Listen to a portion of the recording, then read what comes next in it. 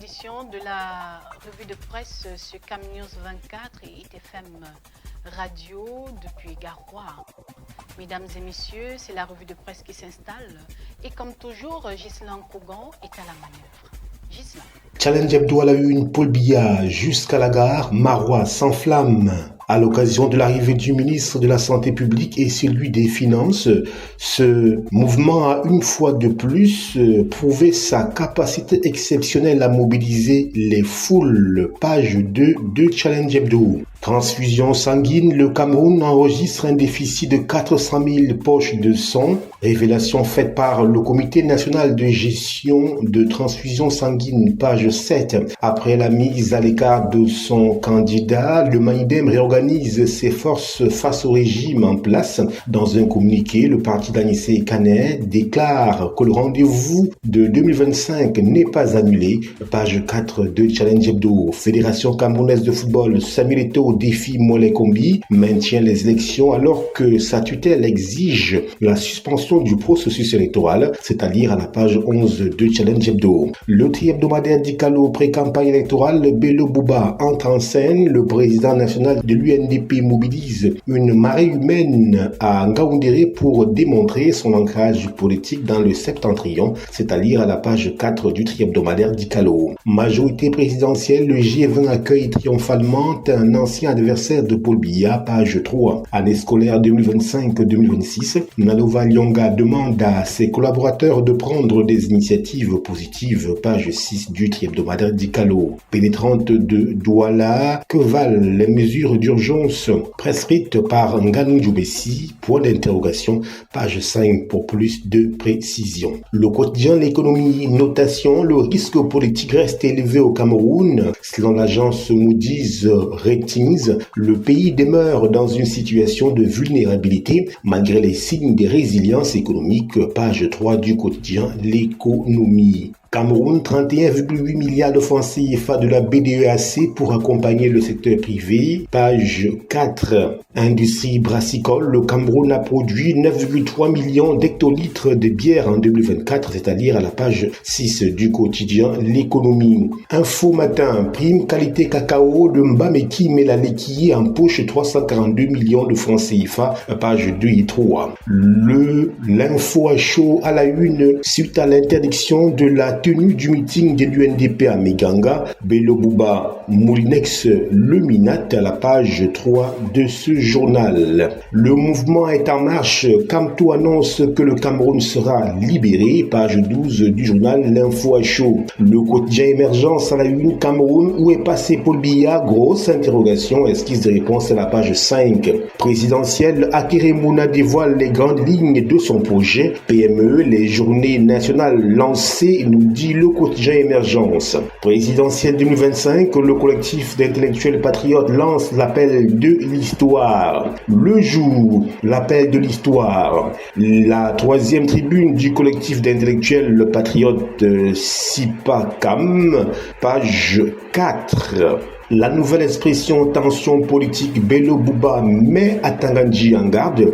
Le président de l'Union nationale pour la démocratie et le progrès UNDP indexe le ministre de l'administration territoriale comme étant le commanditaire du sous-préfet de Meganga qui est venu troubler sa tournée le week-end dernier. Page 4 du journal La Nouvelle Expression. Collectif d'intellectuels patriotes, l'urgence d'une alternance au sommet. Page 9. Débat politique, un enseignant ses collègues à la page 2. Liberté de la presse, le Cameroun épinglé, page 3. Page 3. La fin des dictateurs, Omar El-Béchir attendu à la Cour pénale internationale CPI, c'est-à-dire à la page 12 du journal La Nouvelle Expression. Cameroun Tribune, otage libéré de Zigagé, les attentions du couple présidentiel. Les 13 ex-captifs, dont 3 Tchadiens et un Congolais, ont reçu des appuis financiers de Paul et Chantal Biya, de même que la famille du jeune tué par les ravisseurs. C'était au cours d'une cérémonie présidée hier à Maroua par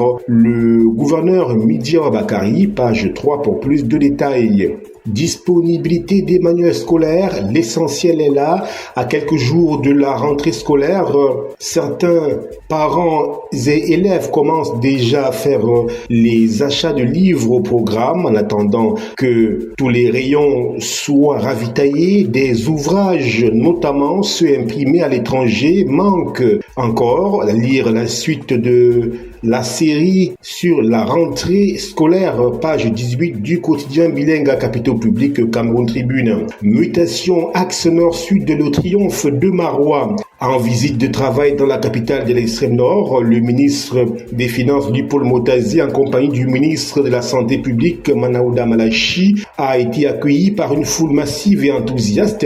Une démonstration d'unité et de force dans le contexte politico-électoral de la page 7 du quotidien Mutation. Toujours avec Mutation, absentéisme des greffiers révoqué, page 9. OTS correct, rentrée scolaire de la grève, pour l'interrogation, page 5. Présidentielle 2025, l'appel au peuple des intellectuels patriotes est à lire à la page 8 du quotidien Mutation. L'étudiant, fourniture scolaire, tension sur les étals. À l'approche de la rentrée, l'effervescence gagne les espaces marchands. Parents et élèves sillonnent les rayons à la quête du cartable solide, du stylo pratique, etc. Cette année encore, les étals proposent leur lot de nouveautés. Chaque achat de trop est un coût supplémentaire porté au portefeuille. À lire l'enquête de l'étudiant à la page 2 de cette édition. Diapason protection, le Cameroun a mal à ses assurances. Loin des 10% observés dans les pays développés, le marché reste miné par la méfiance, le jargon technique et la faible vulgarisation. Quelle piste pour doubler la mise pour un marché prometteur mais encore mal compris? Lire l'analyse de la ZAC à la page 5 du journal Diapason. Info plus santé, garnison militaire du Bir de Ouaza, les ex-otages pris en charge, page 2. Hôpital La Quintini, consultation gratuite des personnes âgées, nous dit Info plus santé. Aliments sains, une garantie de bonne santé, nous dit également ce journal à la page 9 de ce numéro. Mediafrique route à Yaoundé, un calvaire, tout simplement. Interdiction du meeting de l'UNDP, Bello Bouba met en garde à Tangandji. Il accuse le MINAT de manœuvres subversives ayant conduit à l'interdiction d'un meeting de l'Union nationale pour la démocratie et le progrès à Meganga dans la région de l'Adamawa, est à lire à la page 3 du journal Mediafrique. Éco-santé, campagne de chirurgie pédiatrique, l'hôpital général de Garoua sourit aux enfants. Du 26 au 30 août 2025, cette formation hospitalière organise une campagne de chirurgie pédiatrique destinée aux enfants de 0 à 15 ans, une initiative placée sous la houlette du professeur Amadou Ba, directeur général de l'hôpital, qui vise à dépister, soigner et soulager les pathologies chirurgicales courantes afin de garantir une rentrée scolaire en bonne santé. Bien plus qu'une simple opération médicale, la dite campagne s'inscrit dans une démarche de santé publique durable, page 5 du journal Éco-Santé. Cameroun, vers la première poche de 100 estampillés CNTS, grosse interrogation. Est-ce qu'ils y réponse dans les colonnes du journal Éco-Santé. La Croix du Septentrion, Pont Yagoua, Bangor, un ouvrage livré mais inachevé. Présidentielle 2025, l'UNDP fait vibrer la Damawa lors de son meeting, page 4. Pupil Fine, extrême nord, l'État soutient les enfants enlevés, page 6 du journal La Croix du Septentrion. Le drapeau solidarité présidentielle, le couple Biya soutient les enfants libérés. Après l'opération réussie de libération des otages menée par le BIR et la gendarmerie nationale, le chef de l'État Paul Biya et la première dame Chantal Biya ont marqué leur soutien aux enfants rescapés. Chaque enfant a reçu 500 000 francs CFA, un geste d'amour et de proximité qui symbolise la compassion et l'humanisme présidentiel, page 7 du journal Le Drapeau. Momha Jean Calvin, un aviateur au sommet des armes, page 3 du journal Le Drapeau. La météo, Paul Biya, candidat des producteurs du Mbamekim et de la Lekié, page 4 de ce journal. L'œil du Sahel à la une politique, Marois déroule le tapis rouge à Motazé. Marois, le gouverneur présent des ex-otages de Zigagé, présidentielle 2025, Amadou Sidiki appelle l'opposition à l'union, Gaoundéré, les oignons à prix d'or. C'est tout pour le tour d'horizon de la presse écrite. Emeline Doudou Amadou, c'est à vous. Merci à toi, Ghislain Kougan, pour toutes ces informations édifiantes sur l'actualité du Cameroun. Mesdames et messieurs, restez connectés sur Cam News 24 et ITFM 103 depuis Garoua. Au revoir.